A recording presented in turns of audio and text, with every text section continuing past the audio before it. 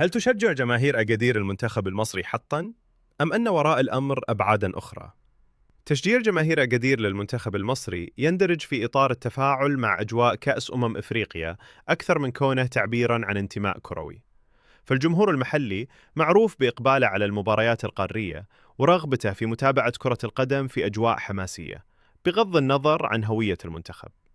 كما أن مجانية التذاكر ساهمت في ارتفاع الحضور الجماهيري، إلى جانب رغبة العديد من المشجعين في مشاهدة لاعبين بارزين مثل محمد صلاح وعمر مرموش. وتشير هذه المعطيات إلى أن المنتخب المصري استفاد من اللعب في مدينة تتمتع بجمهور متابع لكرة القدم، وهو ما دفع الاتحاد المصري لكرة القدم إلى إصدار بيان شكر للجماهير المغربية على دعمها وحسن تفاعلها.